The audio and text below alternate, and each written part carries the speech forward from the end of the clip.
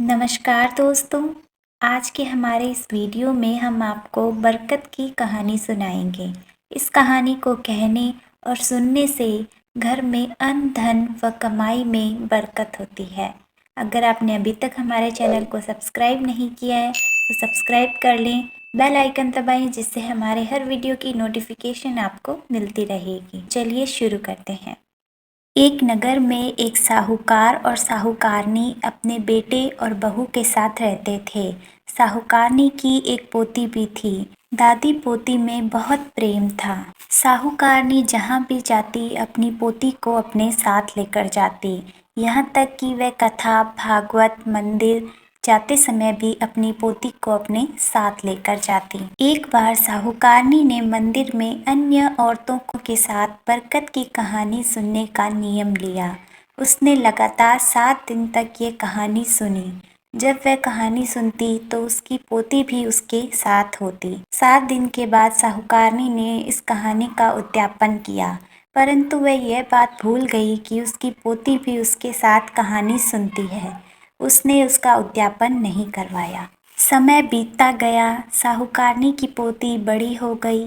अच्छा घर और वर देखकर उसका विवाह कर दिया गया और वह अपने ससुराल चली गई। ससुराल में सास, ससुर, उनका बेटा और बहू, ये 4 लोग थे। सास भोजन बनाने का कार्य देखती और उसकी बहू घर के अन्य कार्य देखती। सास सबसे पहले ससुर को, फिर अपने बेटे को, फिर स्वयं भोजन कर अपनी बहू को भोजन परोसती।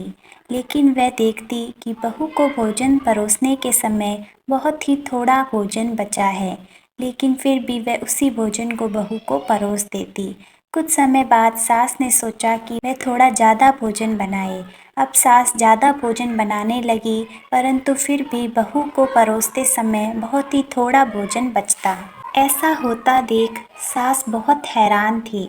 वह सोचती, ज़्यादा भोजन बनाने पर भी बहू को तो सिर्फ खुरचन ही मिलती है। ऐसा होते कई दिन हो गए। ठीक से भोजन न मिलने के कारण बहू सूखने लगी।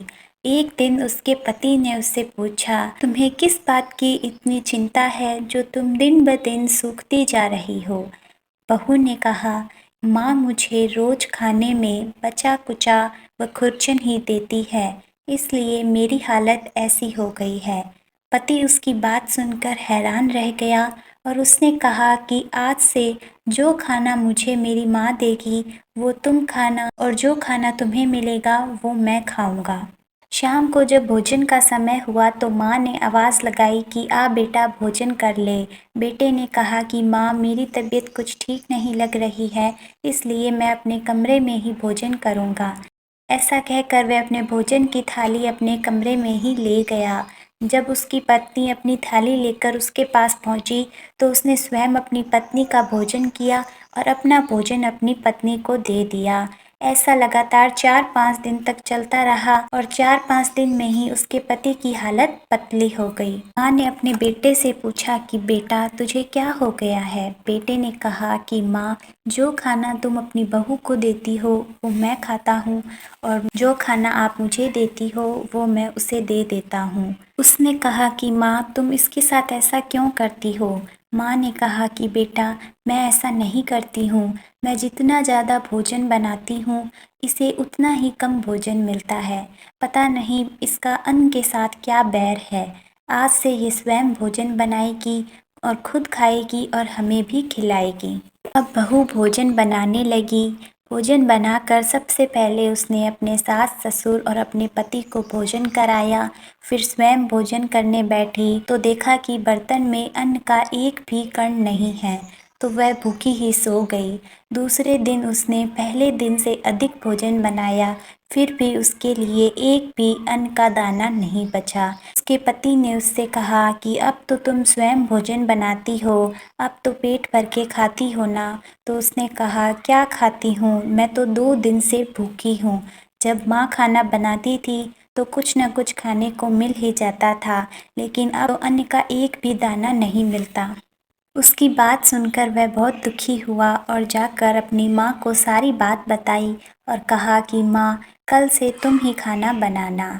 उसकी माँ ने कहा कि बेटा तुम कुछ दिन इसको अपने पीहर ले जा, अगर खुशी से रहे तो छोड़ आना, नहीं तो 2-4 दिन रहकर इसको साथ ही ले आना। वहाँ कुछ दिन खाए पिएगी तो इसकी सेहत में कुछ सुधार आएगा। बेटा अपनी पत्नी को लेकर अपने ससुराल पहुंचा। ससुराल पहुंचते ही अपनी बेटी और जवाई की ऐसी हालत देखकर माँ ने पूछा कि बेटी क्या हुआ, क्या तुझे ससुराल में भोजन नहीं मिलता? तुम्हारी हालत ऐसी कैसे हो गई? तब बेटी ने कहा कि माँ क्या बताऊँ, ससुराल में जब सासू माँ भोजन बनाती है तो मुझे खुरचन मिल जाती है, लेकिन जब से मैं स्वयं भोजन बनाने लगी हूँ तो मुझे अन्न का एक भी कण खाने को नहीं मिलता है। पता नहीं मेरे हाथ में तो बिल्कुल भी बरकत नहीं है।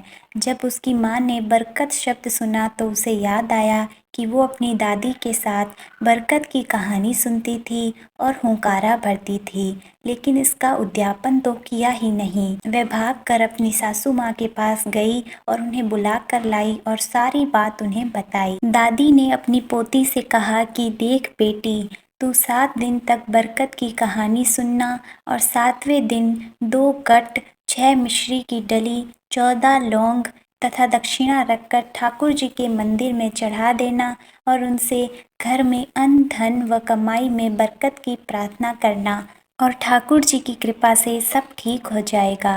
बेटी ने अपनी दादी की बात सुनी और वह बहुत खुश हुई। अगले ही दिन वह अपने ससुराल पहुंची और जाकर अपनी सास से कहा कि अब हम 7 दिन तक बरकत की कहानी सुनेंगे और फिर इसका उद्यापन करेंगे। यही दोष मेरे सिर पर है, इसीलिए मेरे हाथ में बिल्कुल भी बरकत नहीं है। अब पानी की घंटी और चावल के दाने लेकर सास बहू ने 7 दिन तक बरकत की कहानी सुनी और 7वें दिन एक थाली में 2 गट 6 मिश्री की डली और 14 लौंग और दक्षिणा रखकर ठाकुर जी के मंदिर में चढ़ा दिए, पूजा अर्चना की और उनसे अन्न धन व कमाई में बरकत की प्रार्थना करके वह घर को चली आई। घर आकर सास ने बहू से कहा कि बहू तुम ज़्यादा भोजन बना लेना, लेकिन भूखी मत रहना। बहू ने कहा कि नहीं माँ जी, आज तो मैं कम भोजन बनाऊंगी और कम भोजन में भी यदि बरकत हुई तब मानूंगी कि ठाकुर जी मुझ पर प्रसन्न है। बहू ने कम भोजन बनाया, लेकिन फिर भी सब ने पेट भर के भोजन किया और बचा हुआ भोजन पशु पक्षियों को डाल दिया। उस दिन के बाद उनके घर में हर चीज़ में खूब बरकत हुई। अन्न को अन्न, धन को धन और उसके पति की कमाई में भी खूब बरकत हुई। धीरे धीरे उनका घर अन्न व धन से भरता गया।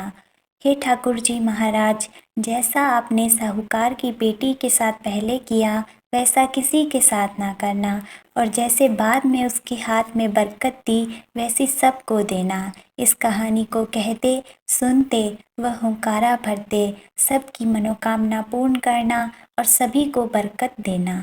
बोलिए ठाकुर जी महाराज की जय। धन्यवाद।